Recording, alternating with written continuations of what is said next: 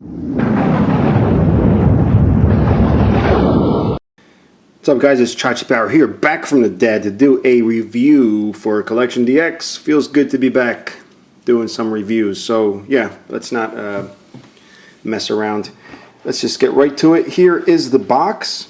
Alright, it's obviously a solo Chogokin release. This is the GX-69 Goldymarg, which is a follow-up to the GX-68 Goldymarg. So here's a nice shiny box again. It's got some nice gold foil here. As usual, Bandai has done a really good job with the box. For those of you that really care about the box.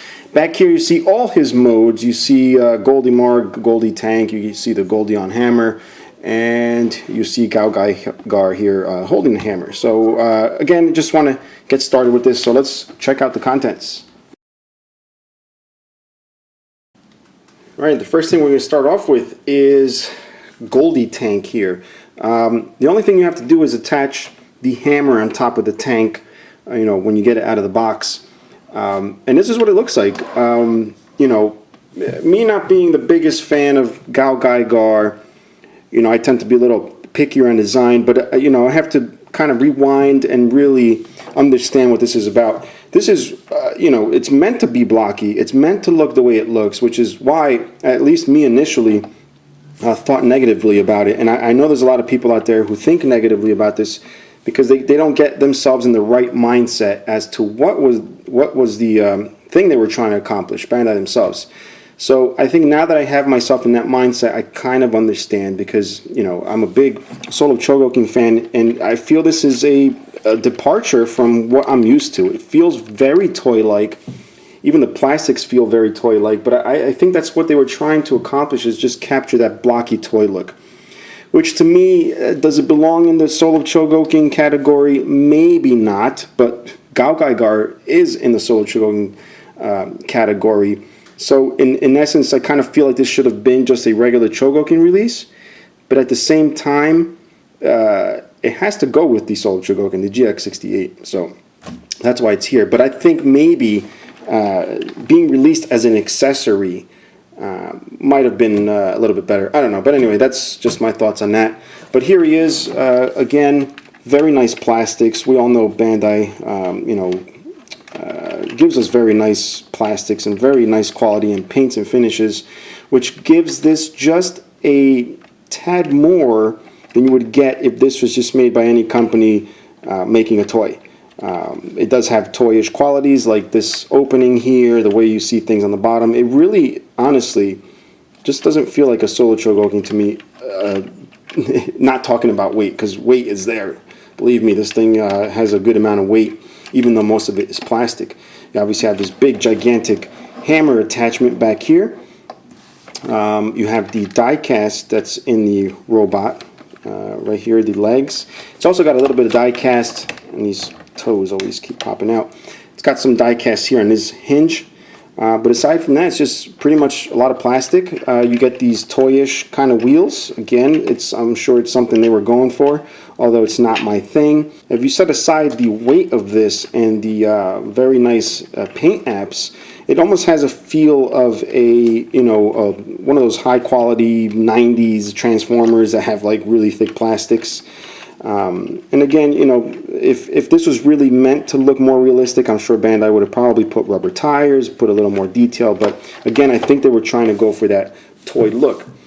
This here does ratchet up. It's got very nice ratchets. It's very hard for me to ever be disappointed in Bandai's ratchets. I mean, if anybody's going to do them right, it's Bandai. Right? So this moves up and about, or not about, it just moves up and down. And that's pretty much it, guys. Rolly wheels, heavy. And we're going to go ahead and get them into Goldymarg mode. That's actually pretty easy. We're going to move that out of the way. We also want to pull these things up this way and pull these toe bits up. And you have to fold these little flaps underneath. Alright, and then kind of get the toes kind of spaced right there, like that. They're actually not toes. I keep referring them to toes. They're actually the knees, but they kind of look like the toes of a robot, but you know what I mean. Then bring these down. Alright, and the next thing I want to do is extend the legs this way. This is where we get to see the nice die cast bits here in the leg. flip this around. Again, nice ratchets, and you'll see what I was referring to as toes are not toes. They're actually knees, so I apologize for that. And you want to separate the legs here. Now to get the thighs to go out sideways, you don't want to pull them the way they are. You want to fold them in this way, push them right in, and that gives you this pivot here. So don't try to, you know, swivel these out until these are in, otherwise it's going to suck. And these little tabs, I'm glad they did this. Some solo Chogokins have the tabs that stick out, especially the ones with the legs that come together. They've done this where you can actually fold them in and keep it flush. I really like that. I think that's a really good design thing there. All right, and the next thing, we're going to go ahead, and I kind of have to hold him with one hand while I do this because he will topple back due to the weight. Another cool thing here is when you pull this, pull this out this way, of course, and there's these little metal shoulder pieces that you have to kind of spin around to get the arms done. And then you can pull down the arms, just like so. And these little spring-loaded kind of panels here, you do have to pre-install these hands. You can just put your finger right underneath the orange part and pull these out, spin them around. It doesn't come with these little hands attached. These are the perfect transformation hands. All right, spin them like so. And then bring the backpack down, because I've noticed, unfortunately, in order for this guy to stand, he kind of needs this to prop up on, which it's a little annoying to me to have to balance a robot like that. Another downside is the lack of ankle tilt. Again, look at the design here. I know you guys are looking at this empty space here. As a matter of fact, let me just take care of that now. I was going to say that for last, but you'll notice these drop-down panels on the side, which very neat idea. If I can just get them to come down. I don't have nails. There we go. So you fold it down this way, and it slots right into there. You still have this hole. So there's another little door. You can see that flips around. All right, so I like the fact that they've incorporated a way to cover those holes. But what I don't like is the fact that there's a huge gap back here, and they've done nothing about it. Again, are they trying to make it look like a toy? You know, like the vintage style toys? I'm guessing that's really the only explanation, to have huge gaping holes on the back of these robots. But yeah, no ankle tilt due to the design. It would have been very nice to have some ankle tilt. And the robot will not stand on its own at all. You'll see it leans back.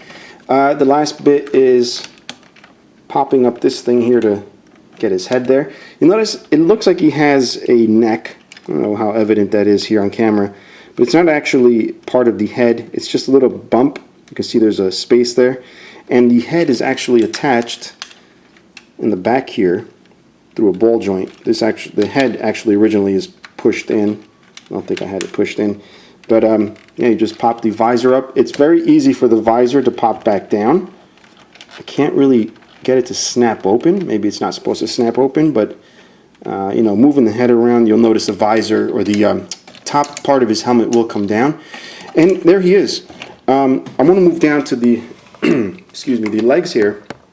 They look a little awkward, and I notice in the pictures he does look kind of cool, but somehow I just can't get that look. What you have to do is rotate the thighs and really spread the legs, and that really gives it a much more dynamic look. So now it looks a lot more like what you see on the box, and the hips like to pop out. But there you are. So very cool. The robot itself has a pretty decent articulation. The head I just showed, there you go, pops back down. The head is not so great, but due to the way it's designed, I don't think it's, you know, that limiting. It could have been a lot worse, but you don't really get an up. If you try to do down, well, now it's not doing it, but normally that would happen if you try to look down. We get ratchets on the shoulders. I'm only able to get one ratchet here. I thought there was a way to pop these out a little bit more, but as far as I can tell, there is not. You do get nice soft ratchets. They're not incredibly stiff or anything, so they're not really meant for weight. It's more for just tactile feel. They just feel really nice. I can do this all day and night. There's no waist joint due to the design, probably because these legs fold in there, but I'm sure they probably could have worked it out in there. I mean, it doesn't really look like the hips would be a hindrance, but no waist. We have upper bicep swivel. We have the elbow. We have the hands on a ball joint. They kind of pop out a little further if you go this way to get that kind of stance with the wide legs and get that fist bent in like a lot of robots do when they're standing all nice and tough. The hips here, you can get the robot to be a little taller by pulling the hips out, but I don't really think that was the purpose of the design there. Legs go forward and back. You notice there's some ratchets there. We get the knees. They are of a double jointed design, but I think it's just through the design of the transformation, because if you do the double joint, it kind of leaves a gaping hole there. You see what I mean? So it's really sort of, I guess, just only meant to pivot there on the knee itself. And that's pretty much it. We go down to the feet. There are no ankle articulations. So that's pretty much it. Again, this thing coming down is a little bit annoying. But I got to say, I didn't want to pick this guy up or even add him to my collection because I saw some reviews, very negative.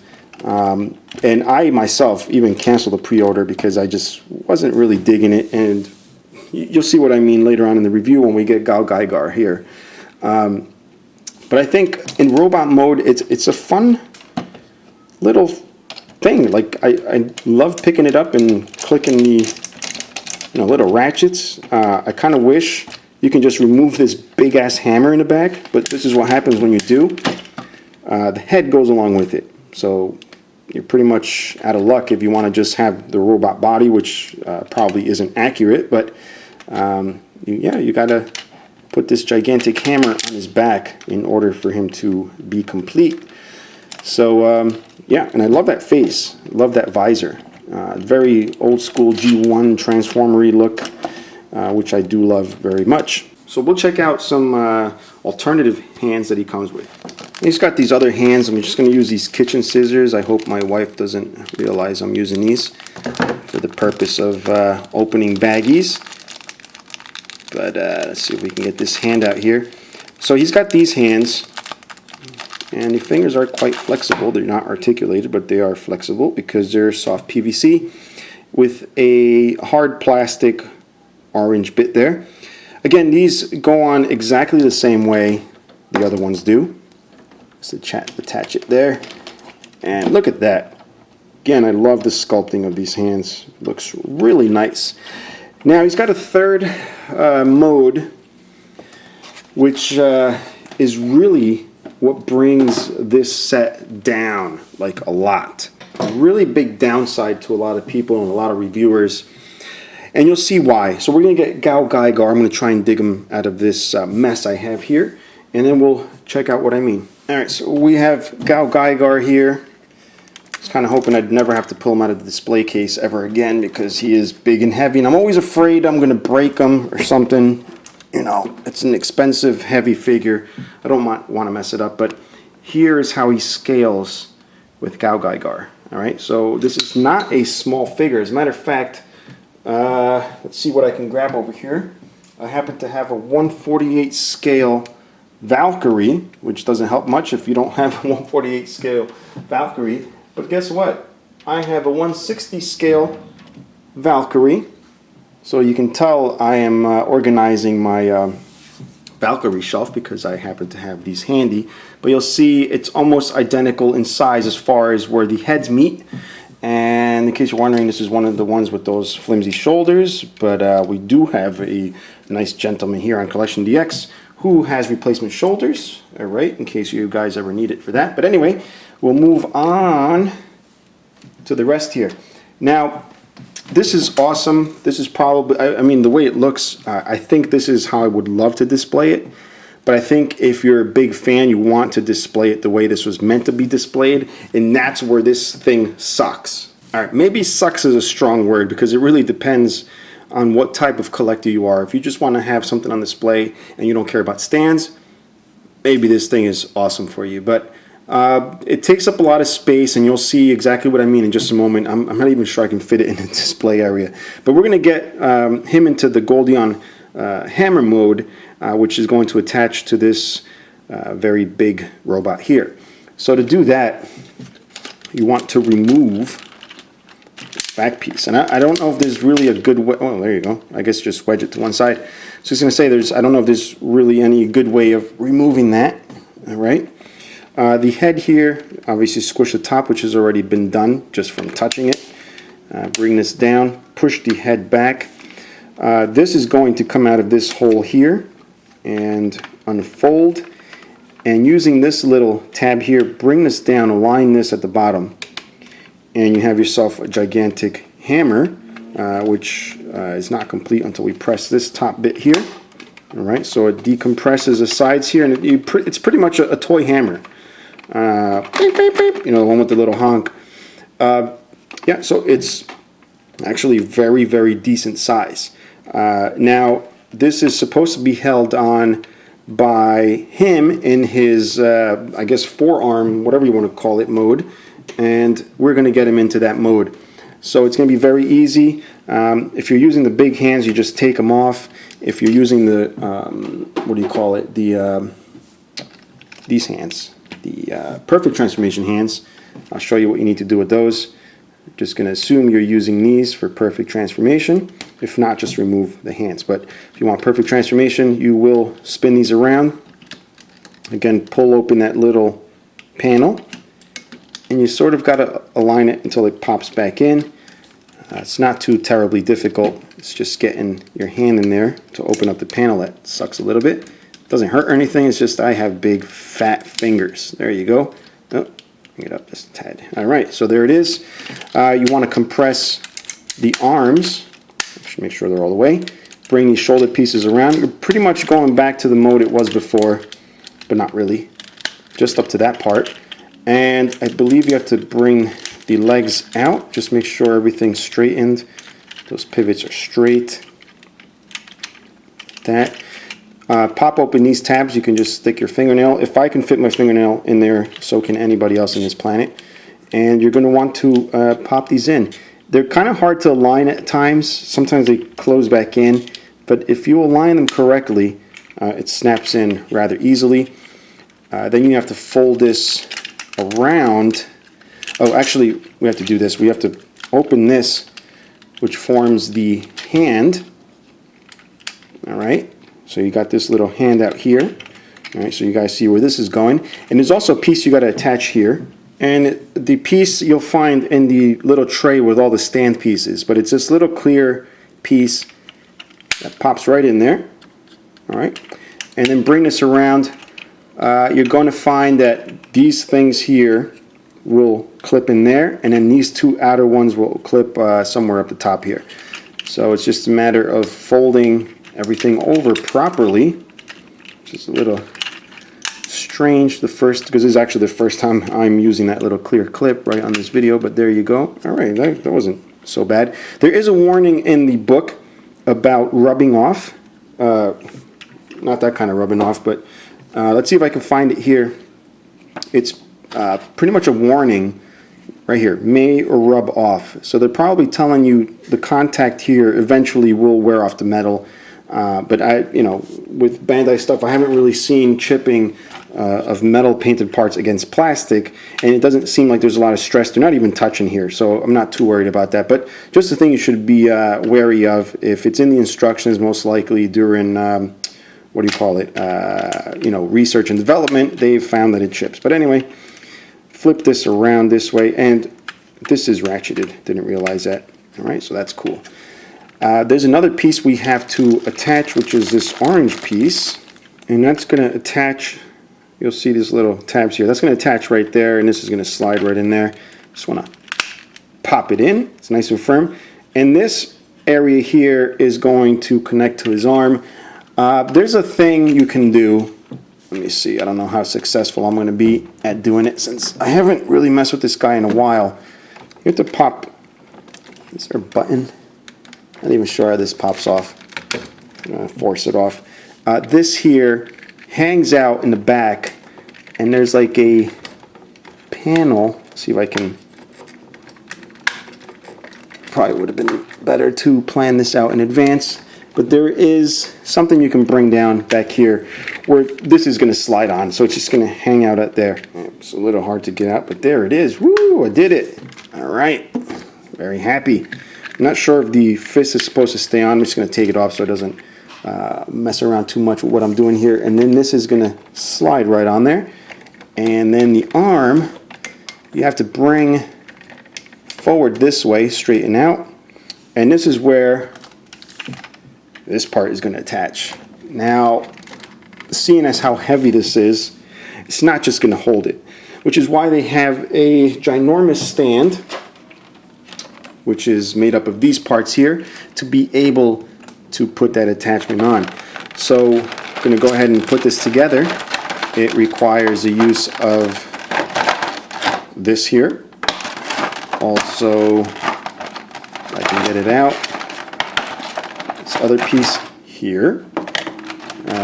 This piece here.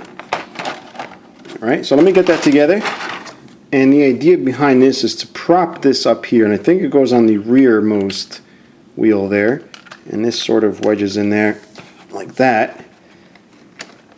And again, this will be the first time I'm actually attempting this, but so far so good. It lines up very well.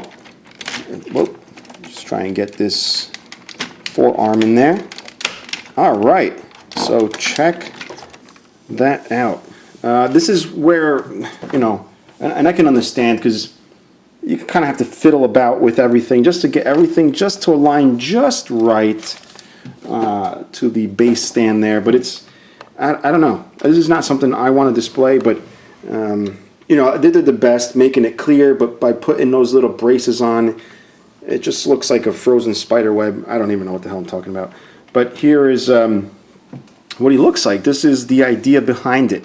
But it's not just that, it's actually attaching the hammer. All right, so we got the hammer here, and what I'm going to have to do is do a little arranging here, and I apologize for the disorganization in my review area, but all right, that's probably as far back as I can go before he falls over and destroys himself. So we're going to attach the hammer. We're going to remove this hand. Hopefully, oh, actually you have to pull that out also.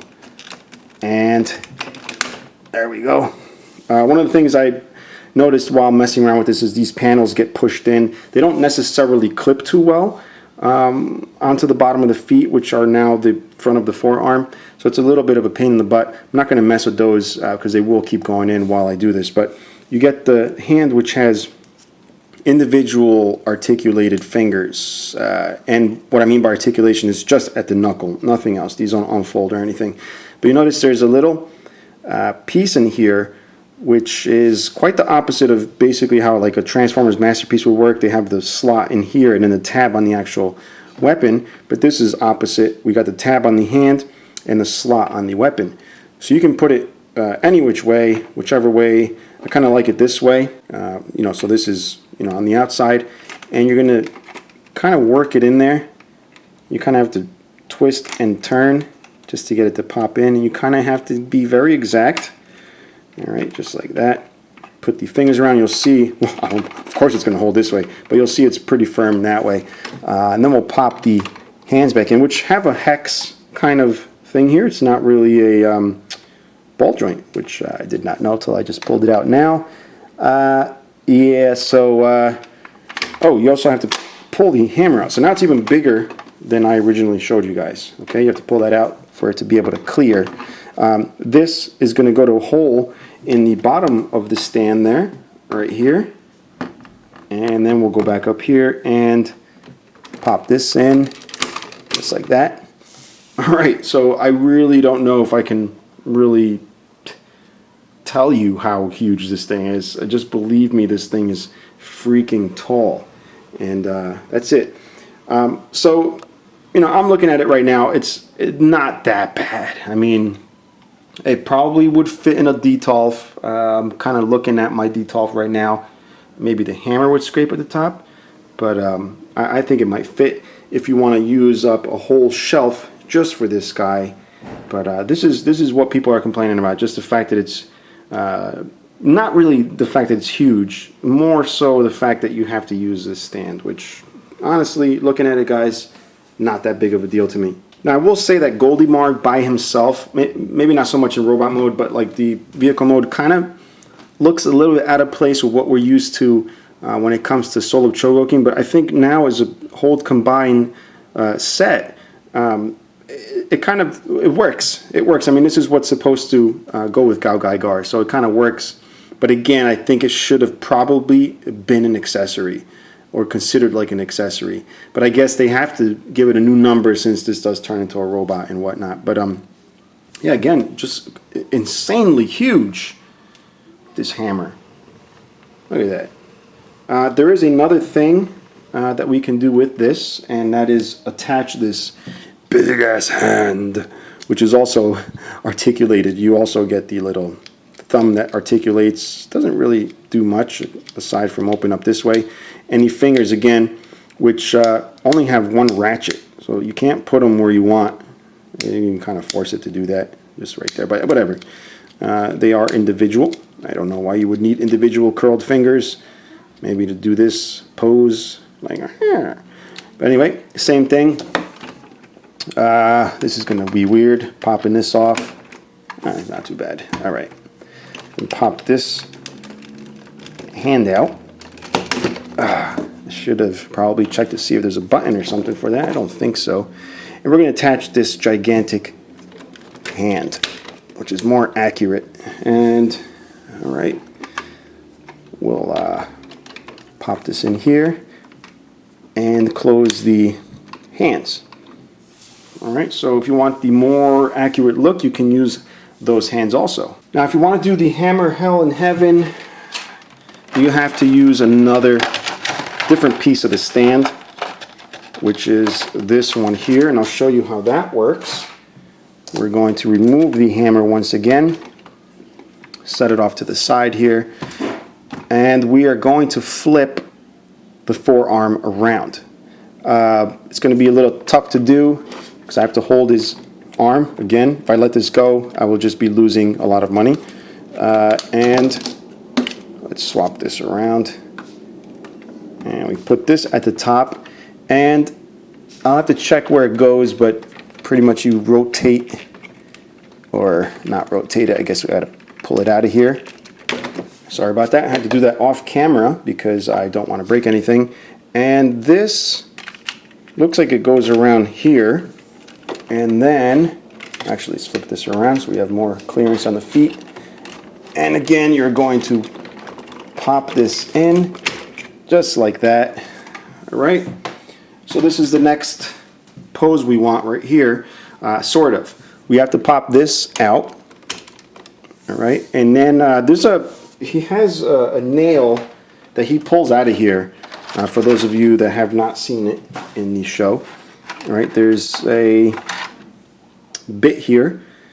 Here's the nail. It's like an energy nail, and you put it here, and this is the part that's going to suck because you kind of have to, you know, and I hate when painted things rub, especially here the what do you call it, the satin finish on the wing. I don't really want to screw that up. See what I can do here to get this hand to go around the nail. And you notice the articulated hands that are on Goldymarg are beautiful. They're fully articulated, but essentially what happens is he wraps his hand around the nail, yanks it out, stabs the enemy, pulls their energy core out, and here is the nail once it's out.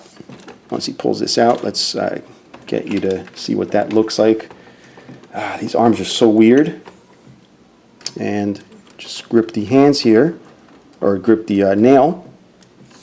All right, so that's what it looks like. And the reason the tip, I don't know if you caught that before, the reason the tip is removable is because you can put a little alternate piece right here, the core of the enemy, all right, which will, actually you have to put this here, which is like a little claw. Once he stabs the enemy with the nail, he's going to pull out the core, and that allows you to recreate this by using this bit here. Just push this all the way down to give a little tab, just enough space to grab onto this thing. And there you are, right here. Look at that. And then just to be able to recreate just like the show, he basically has these things here, which are like to be able to pull a nail out. I don't even know what that's called. A nail puller. So actually, get this back on right here this way. It works just like, you know, what you would see on a hammer. This thing can yank the nail out as you would from the enemy. So that's pretty cool that this is articulated enough to do that. I obviously know he doesn't do it this way, but it's just way too much crap to move around. So just trust me, if you want to display it that way, you can. Just flip the arm around and make it look the way it's supposed to. But just wanted to show you this little feature right up here. All right, otherwise we'll push that right back down. All right, so my final conclusion is that now that I have it, I can kind of appreciate it. As to, you know, on the contrary, before I owned it, I talked a lot of crap about it. And I still think it's deserving of some of the crap that I talked about.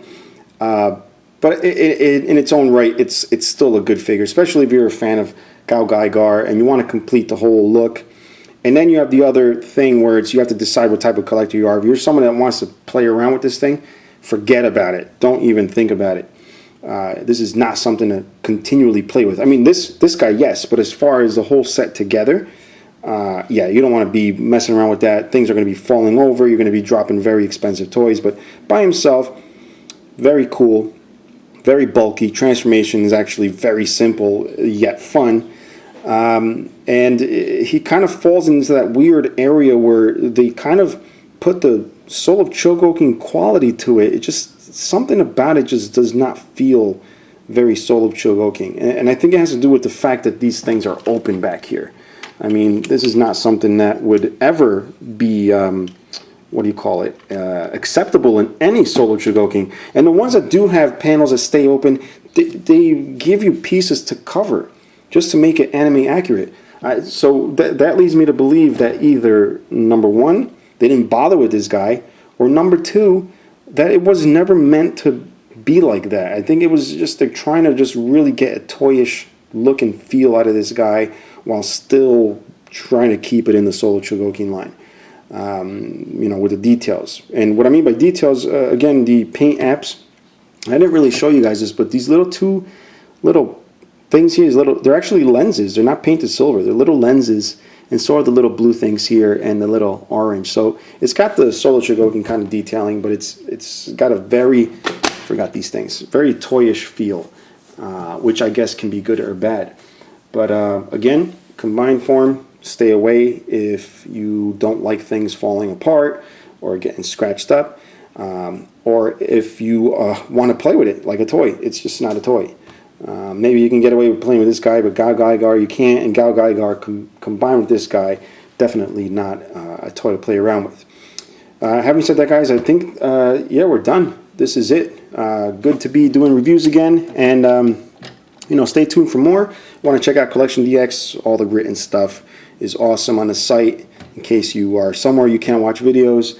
And if you are somewhere you can't watch videos, obviously watch the video, support the channel. And yeah, until next time, bye-bye.